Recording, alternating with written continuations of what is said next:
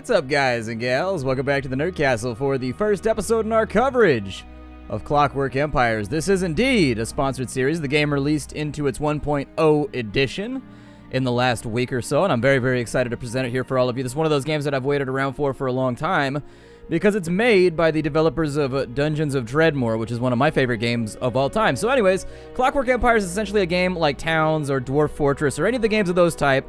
This one takes place on a, I guess, Cthulhu-ridden island where you are a steampunk culture trying to survive that's roughly modeled after like old English colonies and stuff like that. And so really, really excited about it. Word of warning, this is a sponsored series, so don't use any of my commentary as like review critique or anything like that. It is not meant to be that. It's simply for entertainment purposes. So, oh yeah, we've got to choose where our colony goes. Okay, so let's pick a place for our colony to go. We can go with a temperate biome that's kind of inland a little bit. We can do some kind of coastal. Let's do something a little bit coastal. I like that one right there. This one's temperate as well. They're all temperate. These unlock as you do better and better. Like if you get like 70 citizens, you unlock these and they get better and better and better. So anyways, we'll do the temperate biome. The game has changed a lot since the last time I played it, believe me. It's really, really different from, I think the last time I played it was about a year and a half ago, and it has changed tremendously since those days. And so I'm going to do my best to keep up with the changes here, but let's check the game out, yeah?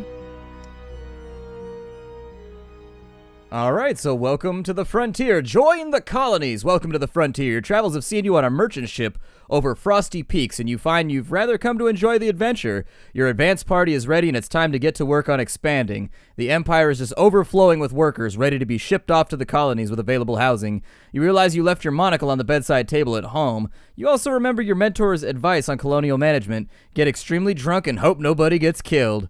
Now, bring vast melancholy to the colonies, and glory to the empire for the queen! I told you guys about my long-running fantasy of being rich and English in the 1800s. And so they have paratrooped. Dude! We started off with somebody getting smacked in the head? No! Oh, man. See, and unfortunately, Zeno Unfortunate didn't get that dropped on his head. It was Hattie Crimble. Hattie Crimble had a box dropped on her head right at the beginning of the game, and she's already down in HP. I'm going to do my best to explain to you what's going on with this game, but it is a bit of a complicated game, and so I may just kind of parse through things as we play. But the first thing we really, really, really want to do is let's take a look at the lay of the land. Now, those supplies that just landed gave us food. Food is for laborers, or I'm sorry, the bread is for laborers. The sausages are for overseers.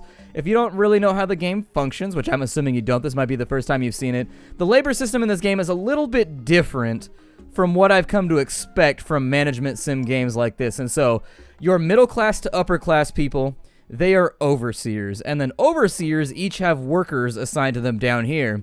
Overseers and workers use different facilities to live in. They also eat different foods. They have different pastimes. Essentially, this is to denote the fact that they are of separate class from one another. And it's not possible, I think this is a very, very static society. I don't think it's possible to go from being like lower class to middle class or middle class to upper class. I think you're just kind of stuck. Like it's like a caste system. Wherever you are, that's what you're going to be forever. We have 2 unassigned workers right now. Everybody else is an overlord. With the overlords, we're going to assign them to different tasks, but for right now, what we really, really, really, really, really want to do, I'll tell you what I want, what I really, really want, is we need to take a look. We're going to click on this button down here for zones and constructions, and we're going to take a look at the terrain. The terrain is in desperate need of flattening. It's in a rough shape, so we can't build on any of these red areas. So the first big task we need to set people to, which is unfortunate because this is going to take a while to get done, is we need to just have people chill for a little bit and start mashing some terrain out here. Go ahead and unpause the game so that they're doing the stuff that they're supposed to be doing, and they should settle on off to do the thing that makes them happy. Now, this is going to take a while. This is going to be a job of considerable value, I think. Anyways, they're going to have to sit down here, and as they mess with this terrain, it should get better. I will also take, with the overseers, who's doing the digging right now? Have them help him out right there. So you're going to left click on these little portraits right here. It's going to take your unassigned low-class workers and it's going to put them under the employ of one of your overseers.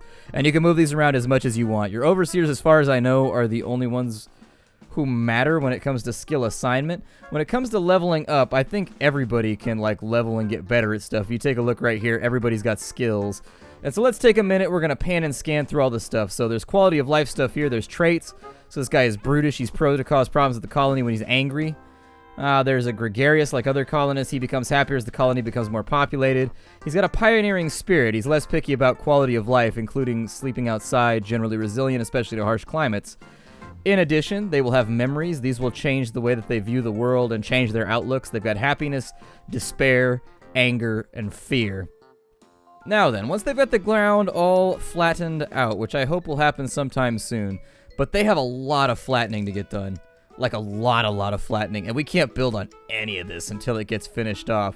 We can, however, assign people to other jobs using these little menus down here. Now, if you're trying to gather anything, it's from this menu down here. There's chopping trees, there's mining surface nodes, there's foraging, and there's clearing terrain. What we want to do is we want to start getting a stone supply in hand, which are these rocks right here. These guys are clay nodes. There are metal nodes and things like that around. We don't seem to have any of them right now. These guys are like ankle deep in just the mire at the moment. Some people are not working, which concerns me a little bit, but that's because sometimes they're on different shifts and stuff like that. So Albertine Thatch, she is currently off shift. Yeah, so you see they rotate. They've got their own hours down here, which are dictated by these little things at the moment. You actually, if you want to see what your squad is up to, this thing will shift. And you can just take a look at whatever. See, like this one right here is your overseers working an extra shift because they're happy. This hour is set aside to rest. And then this one right here does something. And then this shift is disabled. I assume that this is just a normal shift. So there's the morning shift, this shift. This is the bonus shift. They'll take a break right there if they're not happy. They'll take a rest break right there. Then they're back to work for a little bit. And then there's an extra shift right there. And then they sleep. Just so you know how it all functions. It's unfortunate that we have so much of this stuff to get done. Zeus Cordwick, Shiloh Uxter, Pearl Lager, Albertine Thatch, Zeno Unfortunate, Livawetta Sharp. I love their names. Their names are absolutely fantastic. They're like the best. In addition, we'll probably want to set up some kind of field or something. Are you guys just not banging that out right now? I would love it if you would. It would help. Let's go ahead and get some crops started at the bare minimum. So what I'm going to do... I'm going to put, I don't know where I want to put these. We will start out by putting crops over here, since this seems to be one of our only little cleared areas. There we go. And 2 fields should be perfectly fine for right now. What we want to do with these is we would assign overseers to work on these. We've got somebody with good farming skill right here. Whenever you assign somebody, you kind of want to look for people that are good at what they do. So Peanut, for example, is really good at farming. This other field over here, they will level up and they'll get better at stuff as time goes along. So don't panic if you don't have anybody that's like good at something. Just assign them to it. It's early on in the game. Later on, we'll want to do more specified things for people that are better, that come in with different skill sets. But for right now, this is all perfectly fine. As they're clearing out terrain, it'll get better, I promise. It'll get better. If we can get this entire area cleaned out, though, we'll have a really solid spot to start building and make our colony in.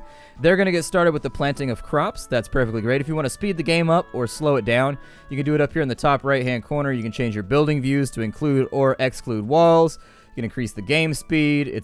You can check the clock right there. You can pause the game. There's the help handbook. This game does have a really extensive like handbook and like tutorial, just in case. It's very wordy, but at the same time, it will allow you to figure out the game pretty rapidly. It took me about 45 minutes to do the tutorial, and honestly, I skimmed through a lot of stuff, so I would actually cut it down to like 25, to be fair. If you're really going through and you're like staring at the tutorial, that's all you got to worry. Man, we got sausages in here. I'm having a hard time focusing. I love sausage. Sausage is the best. Bratwurst, that's the only one I can think of right now. It doesn't really matter to me, but I'm just saying that I really enjoy a sausage every now and again. I like a peanut. He enjoys a peanut. I enjoy a peanut. That's what it is. From Tarzan. The elephant, he's like, I enjoy a peanut. He enjoys a peanut. It's funny every time. For some reason, it makes me laugh. It's not even that funny of a line. It's just like the delivery. He sounds so sure that Tarzan is like some subspecies of elephant. Alright, so the next thing we want to do is we want to build a house. You click this right here. Actually, let's do housing first. So you click on this, there's low-class housing. They call it laborer housing now, but it used to be called low-class housing back when the game was in beta. I'm going to put my first house just right here. We'll give it a little 6x6. Give that one a little 6x6 right there. Oh my god, there is a charging animal coming through. That terrified me. I was like, we're about to die. There's buffaloes and shit out here trying to take us out. It's a little bit of labor housing on this side. Oh, maybe I can only do one house at once. I don't know. I'm not the best at this game so far. I'm not the best at it. I thought I could do multiple houses at the same time, but I guess I was wrong. There. So we'll put in a couple of laborer houses down here. This should be perfectly adequate for right now. We don't really have a lot of laborers. We have tons of overseers. Like loads and loads of overseers. Oh yeah, the autosave is going to happen from time to time, so just stay on board with it. It's not that bad. You'll get used to it. How are they doing with the flattening over here? The flattening job is going fantastically well. Oh no. Did somebody get gored by a buffalo? Oh, they murdered the buffalo. Okay, and so we get our ragtime, our threatening ragtime music here. This is a more dangerous map than the last couple I've played on. Got boxes falling on our heads, animals trying to gore and attack us. I'm going to have them clear this forest over here so that we can make use of the land once we've got it all flattened. They're working perfectly hard on their own little farming area right now. As soon as we get done with all of these tasks on this side, I think we can butcher that too once the tree is out of the way. Unfortunately, the tree is kind of clogging up my click space right now. Yeah, but we can butcher them. I think if we had a butcher table. I'm not 100% on that one. The other thing that we can also do is we can do stockpiles. I would say to just do a couple of small stock. Actually, let's do a large one. We'll take a large stockpile here, and we'll just go bam, and we'll go bam. And what I'll try to do is I'll try to put our barracks on this side so that if anybody tries to raid us and steal our stuff. Oh, yes, indeed. This is a dangerous place to live. It's a place where the winds of chaos and all kinds of heresy and disgusting things are going on. You got to watch out for them because they'll get you. If we click on the modules menu, you can actually get these specific things that can go in every single building in the game, or just the generic stuff. We need doors. In order to place a door, all you got to do is right click. I'll probably put that one right there. I'm sorry, all you got to do is right click to rotate it, and then you left click to place it, in case you were wondering about, oh my god, there are deer, or whatever the hell those are, giant muskoxen everywhere. We're being muskoxenated. Yeah, go ahead and butcher them. I've got nothing to say about it. If you want to get rid of them, get rid of them. They're going to keep attacking people, though. I'm just amazed that we can beat those things to death with our bare hands. That's what surprises me the most. That just does not seem like the sort of... I can't accomplish that. As a human being, I draw the line at butchering oxen with my bare hands, just punching them to death. I don't think I can do that. I'm not strong enough. It's not that I can't kill an ox. It's just that, like, it seems a tad risky. It seems like one of those things that would cut your colony short. So what's going on with our assignments here? We're still flattening terrain. We're doing all that kind of stuff. All right. So they are sleeping for the night right now. I tend to leave everything on 2x speed. If that bothers people, I apologize, but that's just the way that I like to play the game. We definitely are going to need to get on some stuff sooner rather than later. This guy is despairing because he was forced to be a civilian in combat. For the first couple days, they'll give you leeway. You shouldn't have anybody falling asleep or going crazy like the first week or so. After the first week, yeah, the craziness of Raile will start to, like, invoke upon your people, and they'll start becoming cultists, and the cultists will start murdering normal people, and it just turns into, this is one of those games that you're built to, like, lose. You're not meant to win this game, I don't think. Like, you kind of just play it and see the humorous stuff that happens as time goes along. The colonists are worried over the lack of a militia. We'll get on that very, very shortly. A group of colonists come to you, complaining they've been hearing creepy noises around the colony at night. If you were to order the building of a barracks, the brave members of the militia could protect the citizens from such dangers and raise the morale of everyday workers. They ask that you consider building one soon before something unfortunate occurs. Okay, perhaps I shall. I don't know if that was just like a mini tutorial thing that it's suggesting to me, or if here. Let's go ahead and we'll leave all these jobs undone real fast. Actually, that was wood chopping. Never mind. We do need wood chopping. We need lots and lots of wood chopping. How much wood is she carrying right now? What are we doing on these stacks? 7, 5. Okay. So we got a decent amount of stuff going on. These guys are building houses so fast that their hammers are smoking. Hammers, that's bad for you. What do you want? Emphysema? It's very, very unhealthy, hammers. I would not recommend it. You got to ditch that habit. I did. I kind of regret it. I don't know. I ditched the habit, but I crave frequently and often. It's one of those vices. Everybody's got them. But if you start, you got to stop, hammer. So I'm just telling you, the starting's a lot easier than the stopping. So I try to tell you how to live your life, hammer. Just maybe stop that right now for the betterment of your little hammer lungs. And so now, Pearl Lager and Pamela or Parmelia Knot. And everybody here is like named like a Harry Potter character. Pretty soon everybody's going to be running around. Crucio! Avada Kedavra! Leviosa! That would actually add an interesting twist to the game, though. So over here, she has gotten a sphalerite. Oh, that's pretty cool. Yeah, sphalerite's got zinc inside of it. It's good to see that they actually went through and they did the geology on some of this stuff. Malachite, yep, it's definitely a copper-bearing stone. On this side, we got hematite, which is iron-bearing. Assuming you can get it before it all erodes away or whatever. So they're done with pretty much everything that needs to get finished. What we need to do now, sorry, I get sidetracked in games like this just watching all the things happen. What we need to do now is, have we flattened everything? Everything looks pretty flattened to me. I'm going to kill these flattened terrain jobs because they look fine. And then what I'll do is I'll flatten terrain right here just to get rid of that little divot. I'll flatten terrain a bit right there, but that's all that I want to worry about. Aside from that, chopping trees and generally gathering supplies should be like one of the biggest things we want to focus on for right now. And then we also want to start getting our workshops in order because there are specialized things that we're going to want to be able to produce. But first, before people start shitting themselves and getting all upset, we should probably build a barracks because it will negatively affect their fear. Like right now, they slept outside, finished construction of a building. Actually, I think we got a little bit more leeway. So we've got 2 worker cots right now. I'll work on those in a little bit. Instead, what I'd like to do is we need a carpentry workshop. Carpentry workshop, oh, I don't know. We'll probably leave this as kind of like a little roadie common area. Carpentry workshop, probably wise to put you somewhere near where the supplies be at. The carpentry workshop doesn't have to be that big, so we'll keep it simple. Keep it very, very simple, and then we'll drop a little door in right here. There we go. And if you don't want your buildings to show doors and walls, bam, just like that. You could take it up to 3 layers if you want. I tend to leave it on this one right here just because it's easier, but if you're taking screenshots and you want to show off how rad your colony is so that all of your colonial cousins, the other people that are raising colonies around you, be jealous and be like, I wish my colony was awesome like that. You could totally, look upon my colony. I have raised it for the queen. Look upon my colony and despair, inferior colonies. Indeed. So what are we doing, everybody? We're just trying to get our work on. We got any new workers right now? So if you wanted to get your worker pool up, you got to supply enough places for the workers to live. So for example, you get cap bonus, and then the building quality is +1. That'll go down as we add better or worse things. We get 2 more laborers for each of these that we build. So in fact, as soon as they get rid of that stone, my suggestion would be that maybe we just try to bum rush this out and just kind of see how many of these buildings we can get. I will actually... No, let's not do that. I'm going to cancel that.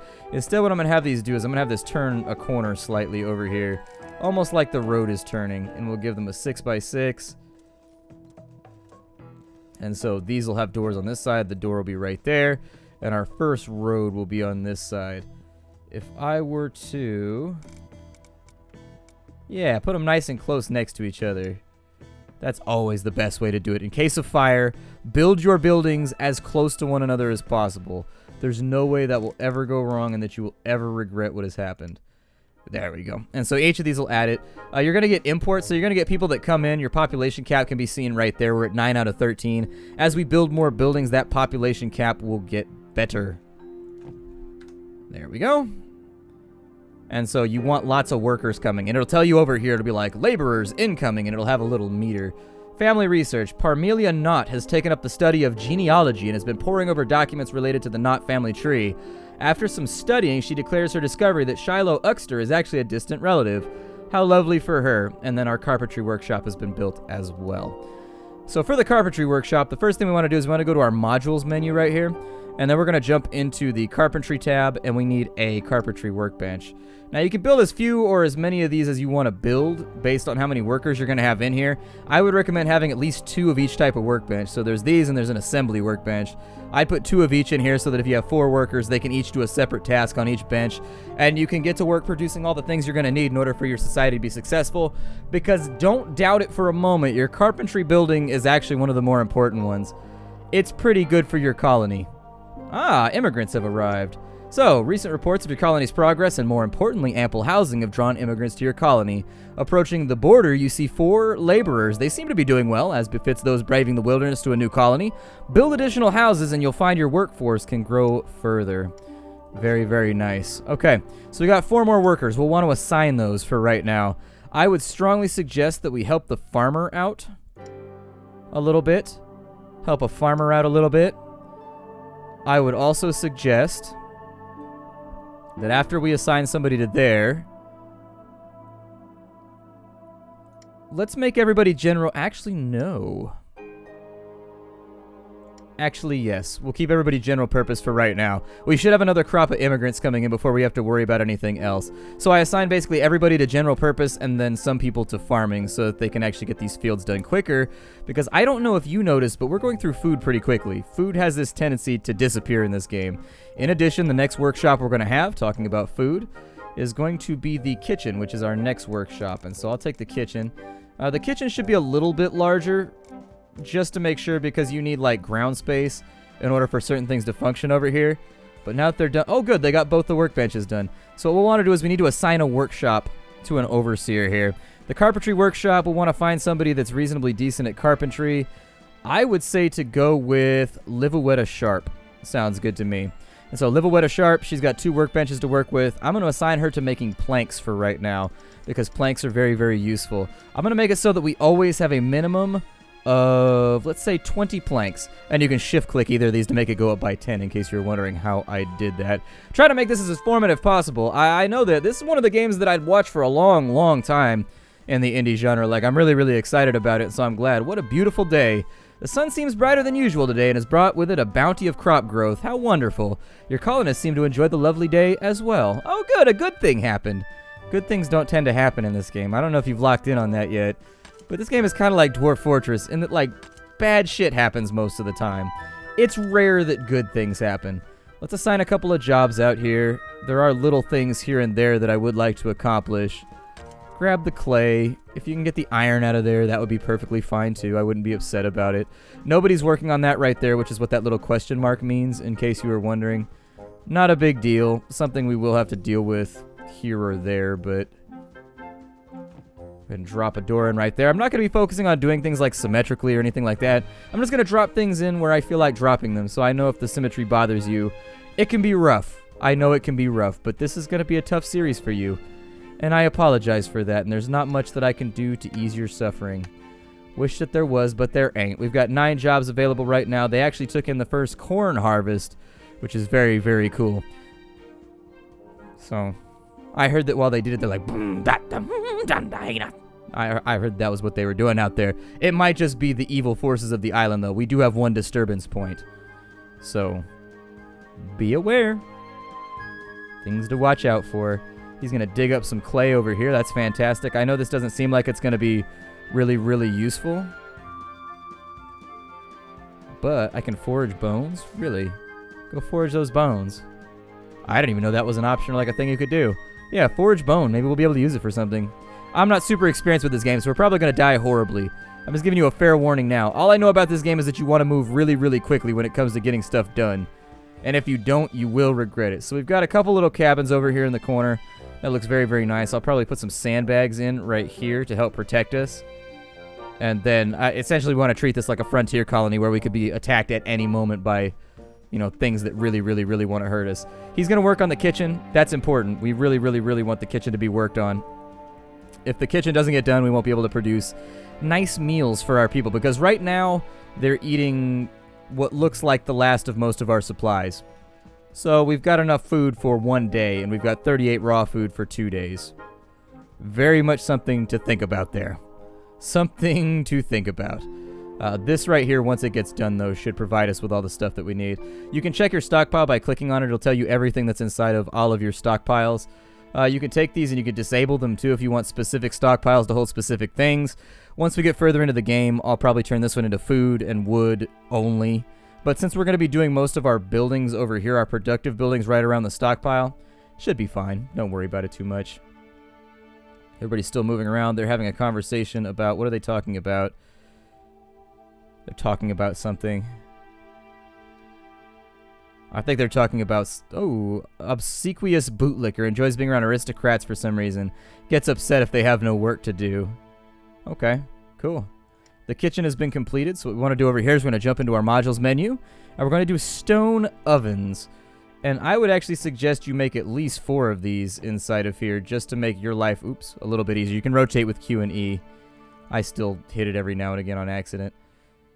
I'll probably put this right here, just to say that I did. And then we need planks in order to put in windows. Windows will raise the quality of life. Oh, actually they don't, but they will help you hit achievements. So if you look at some of these buildings, they have little achievements. So if you do certain things, they get quality of life increases, which is pretty cool. It helps out a bit. Quality of life makes it so more people will emigrate and things of that nature. We probably should focus on getting a kiln up and running pretty soon too. I'll assign somebody to this place a little bit later, but for now we're out of time. This is my sponsored playthrough of Clockwork Empires. I hope you've enjoyed it so far. I'm very much looking forward to playing this game. We'll probably be doing... Oh, I don't know. I'm not entirely sure how many... My point in all this is just to make you guys aware of the fact that this game exists, because I think a lot of people have skipped over the top of it, and it's a lot more stable than it used to be and whatnot, and it's one of those games that I enjoyed, and so when I was approached about doing a sponsored series, I was like, okay, I already like the game. No skin off my back. Sounds great to me. And so anyways, I don't think a lot of people know about this game. I don't hear people talking about it. So my hope is to maybe do like, 5-10 episodes and just make people aware that this is out there if you're into this kind of game, because it's a fun little title. I'll see y'all next time. How you do, everybody?